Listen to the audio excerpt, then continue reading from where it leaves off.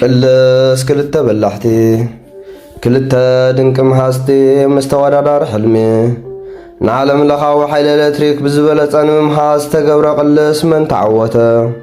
ቶማስ ኤዲሰን ወይስ ኒኮላ ተስላ?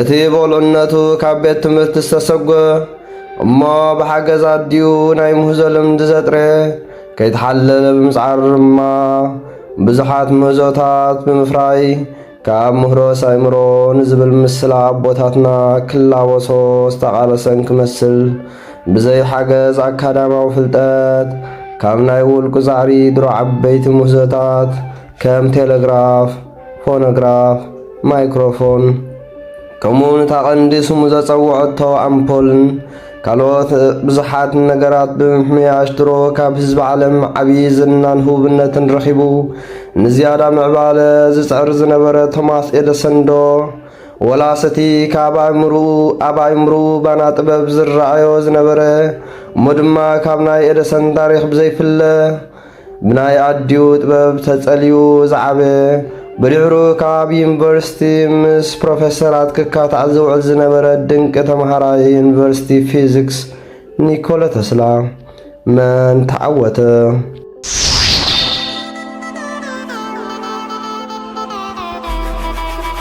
ዓለምና ገና ጸልማት ዝነበረትሉ እዋን እዩ ነይሩ።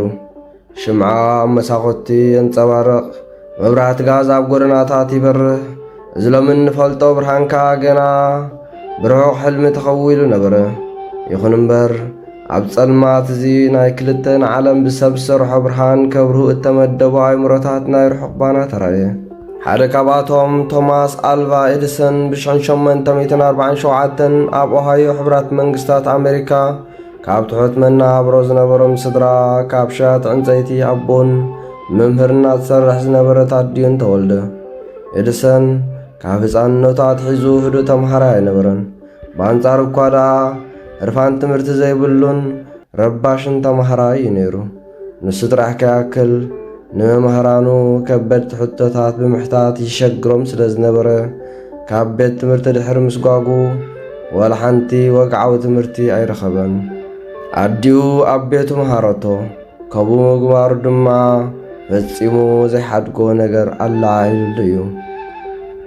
እዚ ኸኣ ሓደ ነገር ብኸመይ ከም ዝሰርሕ ክትፈልጥ እንተደሊኻ ዝኾነ ይኹን ነገር ባዕልኻ ክትፍትኖን ክትምሃሮን ትኽእል ኢኻ ዝብል እምነት ኣሕደረሉ። ቆልዓ ኣብ ዝነበረሉ እዋን ኣብ ባቡራት ጋዜጣታት ይሸይጥ ነበረ። ኤዲሰን በሊሕ ጥራሕ ዘይኮነ ብሉፅ መሃዚ ተስፋ ካብ ዝቖረጽካ 1000 ግዜ ክወድቕ ዝመርጽ ዘይሕልል ዓይነት ሰብ ይኮነ። ካብ መጀመርታት ሒዙ ሓሳባት ክሽየጥ እንተኽኢሉ ጥራሕ ከም ዝጠቅም ተማህረ። ኤዲሰን ኤሌክትሪክ ተጠቂምካ ብርሃን ከተመንጩ ምኽኣል ዝብል ሕልሚ ኩን ምግባር ለይትን ቀትርን ጻዕረ። ኤዲሰን ንኽትዕወት ጽንዓት፣ ትዕግስቲ፣ ተጻዋርነት የድልዩኻ። ሓደ ነገር እንተዘይሰርሒልካ ኩሉ ሰዓካ መፍትሒ ኣሎ ዝብል እምነት ጽኑዕ እምነት እነበሮ።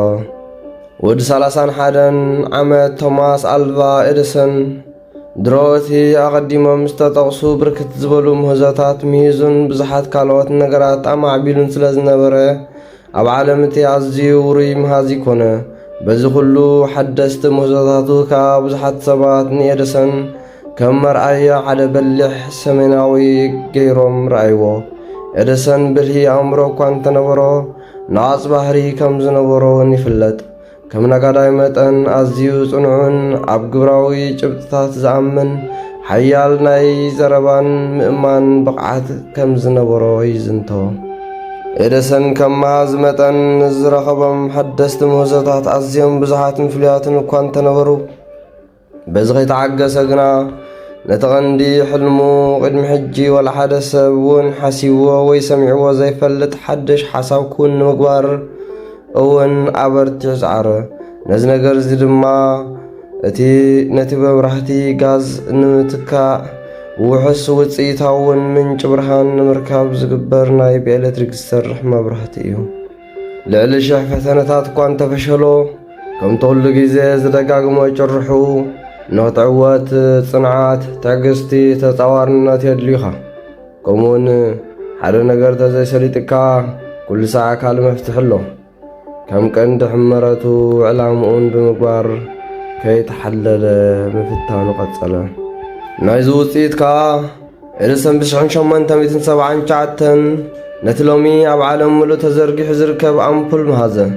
እዚ ምህዞ ኣምፑል ግና ሕጂ እውን ናይ መወዳእታ ምህዙ ኣይነበረን። ኤዲሰን ነቲ ናይ ጋዝ መብራህቲ ኣብ ኩሉ ዓለም ብኤሌክትሪክ ንምትካእ ሙሉእ ብምሉእ ሓድሽ መርበብ ኤሌክትሪክ ክምዕብል ዝብል ሓሳብ ንምትግባር ጉዕዞ ኣህዱ ኢሉ ተተሓሓዞ። ምክንያቱ ኣብቲ ግዜቲ ገና ኣብ ኩሉ ኣባይቲ ናይ ኤሌክትሪክ መርበብ ኮነ ገመድ ወይ ሶኬት ኣይነበረን። እዚ ማለት ከዓ ኣባይቲ ገና ኣብዚ እዋን እዚ ዝኾነ ናይ ኤሌክትሪክ ኣገልግሎት ኣይነበረን። ኣብ ናይ ብሕቲ ኣባይትን ትካላትን ብርሃን ንምብራህ ከዓ ግድን እቲ ናይ ጀነሬተር ስርዓት ሙሉእ ብምሉእ ክምዕብልን ክገጣጠምን ነበሮ። እዚ ከምዚ ኢሉ እንከሎ ጎኒ ጎኒ ናይ ቶማስ ኤዲሰን ኣብ ካልእ ሸነኽ ውቅያኖስ ናይዚ ዓለም እውን ኒኮሎ ቴስላ ዝተባሃለ ብልሂ መሃዚ በዓል ዓብዪ ራእይን ነዚ ናይ ኤሌክትሪክ ጸገም ንምፍታሕ ብንጹር ዕላማ ይሕንበብ ነበረ። ኒኮሎ ቴስላ 1956 ኣብታ ሕጂ ክሮሽያ እትበሃል ሃገር ኣብ ሰሜን እትበሃል ንእሽቶ ቁሸት ተወልደ። ኣቡኡ ቴስላ ቀሺ ኦርቶዶክስ ኣዲኡ ድማ ኣዝያ ሓያል ናይ ምምሃዝን ስንዓን ተውህቦ ዝነበራ ብዙሓት ኣብ መዓልታዊ መነባብሮና እንጥቀመሎም ከም ናውቲ ገዛን ሕርሻን ትምህዝን ተዕርን ነበረት። ቴስላ ናይ ምምሃዝ ክእለቱ ካብ ኣዲኡ ወረሰ። ካብ ኣቡኡ ድማ ነቲ ጸኒሑ ናብ ሓሳባት ዝቐየሮ ቋንቋ ወረሰ።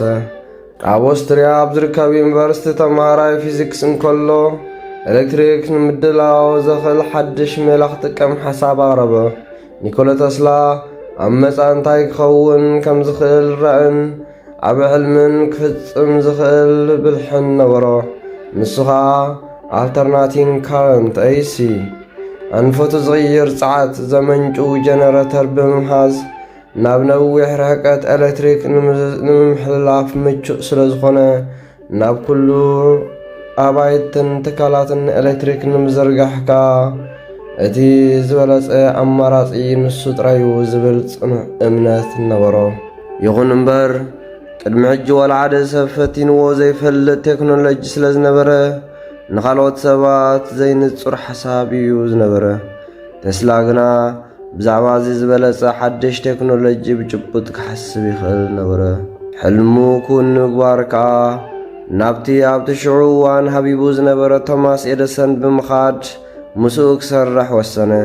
ካብ ፕሮፌሰሩ ከዓ ሓንቲ ደብዳቤ ናብ ቶማስ ኤዲሰን ተማለ። እታ ደብዳቤ ከዓ ኣብዚ ዓለም ክልተ በላሕቲ ሰባት ይፈልጥ እየ፣ ንሳቶም ከዓ ዘለኹ መንሰይን እዮም ዝብል ትሕዝቶ ነበራ። ኤዲሰን ንቴስላ ኣብ ስርሑ ንኸእትዎ ብቕዓቱን ንኽምዝምዞን ከምቲ ኣብ መጀመርታ ንኹሎም ሰራሕተኙ ዝህቦም ኣዝዮም ከበድቲ ዝተሓላለኹን ዕዮታት ብምሃብ ክፍትኖ ጀመረ። ቴስላ እውን ነዚ ዝተዋህቦ ዕዮታት ክፈትሕን ከመሓይሽን ኣይተጸገመን። በዚ ኸዓ ኤዲሰን ዋላ ባዕሉ ክፈትሖ ዘይከኣለ ብልሽት ናይ ዲናሞ ኮነ ናይ መራክብ ናይ ቀደም ባህላዊ ሞተራት ብምሃብ መሊሱ ፈተኖ። ቴስላ ሕጂ እውን እንተኾነ ነዞም ናይ ኤዲሰን ፈተነታት ብዓወት ዛዘሞም። ኤዲሰን እውን ብክእለት ቴስላ ኣዝዩ ይግረም ነበረ። ኒኮሎ ቴስላ ንቶማስ ብቕዓቱ ምስ ኣረጋገጸሉ ከዓ እቲ ቀንዲ መምጽኡ ብሉጽነት ናይ ተለዋዋጢ ዙረት ኣልተርናቲንግ ካረንት AC ከረዶን ከእሙኖን ፈተነ። እቲ ዝበለጸ መፍትሒ ስለ ዝኾነ ከዓ ኣብኡ ጸቒጦም ክጽዕሩ ተማሕጸኖ። ኤዲሰን ግና ኣብቲ ንሱ ድሮም ሂዝዎ ከባቢ 18 ጀነሬተራት ዘርጊሑ ብናህሪ ዝሰርሓሉ ዝነበረ ዳይሬክት ካረንት ወይ DC ወይ ከዓ ዘይቀጥታዊ ጅረት DC ወይ ከዓ ዘይቀጥታዊ ጅረት ዝብል ሓሳብ ጥራሕ ከዓዩ ከም ዘለዎም። እዚ ናይ ቴስላ ሓሳብ ግና ሓደገኛን ክትቋፃፀሮ ዘይትኽእል ንዓለምና ከዓ ዓብዪ ሓደጋ ከውቱ ዝኽእል ሓሳብን እዩ ብምባል ብኣብኡ ነፀጎ። ብዘይካዚ ኤደሰን ንቴስላ ብዙሕ ግዜ ንሓደ ዕዮ እዚ ዕዮ ዝተሰሪሕካዮ ማሽሽ ክበካ እየ ዝብሎ ዝነበረ መብፃዕታት ብተደጋጋሚ ጠለሞ። በዚ ዘይተሓጎሰ ቴስላ ሕልሙ ኩን ንምግባርን ቅኑዕ ምዃኑ ንኸረጋግፅን ቆሪፁ ተላዕለ። ካብ ኤደሰን ብምፍላይ ከዓ ናይ በይኑ ትካል ብምስራት ክፅዕር ወሰነ። ካብዚ ዕለት እዚ ከዓ ኤደሰን ቶማስን ካብ መሳርሕቲ ናብ መወዳደርቲ ተቐየሩ።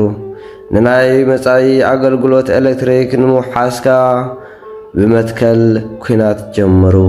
ብ1885 እቲ ኤደሰን ዝመርሖ ዝነበረ ቀጥታዊ ማዕበል ነታ ኣረጊት ከተማ ኒውዮርክ ሙሉእ ብምሉእ ለዊጥዋ ብለይቲ እውን ከይተረፈ ብርሃን መሊእዋ ነበረ። ቴስላ ናይ ውልቁ ትካል ብምስራት ዘለዎ ናይ ምህዞ ውጥኑ ኣብ ግብርን ውዓል ኣዝዩ ተሸገረ። በዚ ምኽንያት ከዓ ኣብቲ መጀመርታ እዋን ዝተወሰነ ግዜ ስራሕ ኣልቦ ኮነ። ገንዘባዊ ሓገዛትን ምርካብ ፍርያቱ ንሃብታማት መወልቲ ከላሊ ዓብን ኣድካምን ውረደይ ብዝመልኦ ጉዕዞ ተጓዓዘ።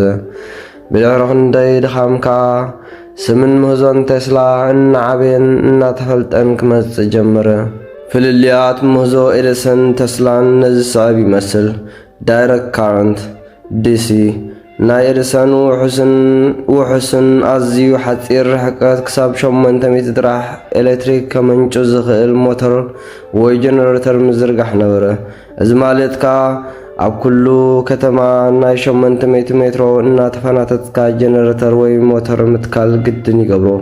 ብኡ መንፅር ከዓ ብዙሕ ወፃኢታት ዝሓትት ካብ ምሕር ክቡር ምዃኑ ከዓ ኣብ ጽዑቕ ተቐማጦ ዘለዎ ከተማ ጥራሕ ኤሌክትሪክ ክትዝርግሕ ትኽእል ምህዞ ይገብሮ።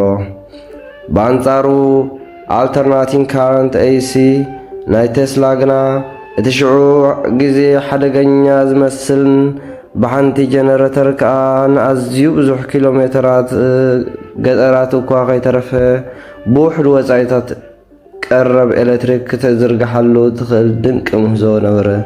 እዚ ማለት ናይ ቴስላ ጀነሬተር ከባቢ 100 እጥፊ ናይ ኤደሰን ዝሽፍን ብቕዓት እነበሮ። ምህዞ ቴስላ መጻኢ ናይ ዳይረክት ካረንት ዲሲ ዝብል ሓሳብ ናይ ቶማስ ኤደሰን ዘወድቕ ስለ ዝነበረ ኤደሰን በቲ ሽዑ ዝነበረ ገኒኑ ዝነበረ ስሙን ዝንኡን ተጠቂሙ ነቶም ሽዑ ዝነበሩ ዓበይቲ ሃብታማትን ኢንቨስተራትን እቲ ናቱ ስርዓት ውሑስን ቀሊልን ዘተኣምን ምዃኑ በኣንጻሩ ናይ ቴስላ ሓሳብ ግና ሓደገኛን ክጥቀመሉ ዘይምከር ጀነሬተር ምዃኑ ከእምኖም ተቓለሰ። ኣብ ጋዜጣታት እውን ምህዞ ቴስላ ንምጽላም ስርሐ ኢሉ ተተሓሓዞ። ሕሉፍ ሓሊፍዎ ንናይ ቴስላ ስራሕ ንምጽላም ናይ ኤሌክትሪክ ወንበር ብምስራሕ እዚ ሎሚ ኣብ ቤት መእሰርቲ ዝርከብ ከም ቁልጡፍ መቕተሊ ንሞት ዝተፈርዱ እሱራት ዘገልግል ዘሎ ወንበር ብምምሃዝ ኣብ ቤት ማእሰርቲ ንኣገልግሎት ብምቕራብን ናይ ቴስላ ምህዞ ከዓ ከምኡ ኣዝዩ ሓደገኛ ምዃኑ ከረድእ ፈተነ።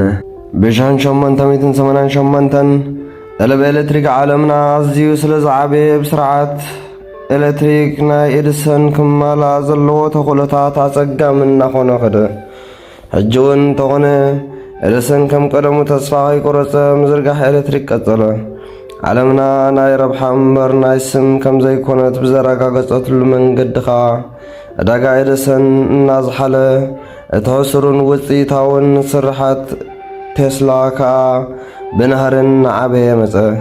ቀስ ብቐስ ከዓ ቴስላ ነቲ ጠለብ ዕዳጋ እናማልኦ መፀ። በዚ ከዓ ናይ ኤደሰን ጀነሬተራት ብናይ ቴስላ ጀነሬተራት ሙሉእ ብምሉእ እናተዋሕጣ ከዳ።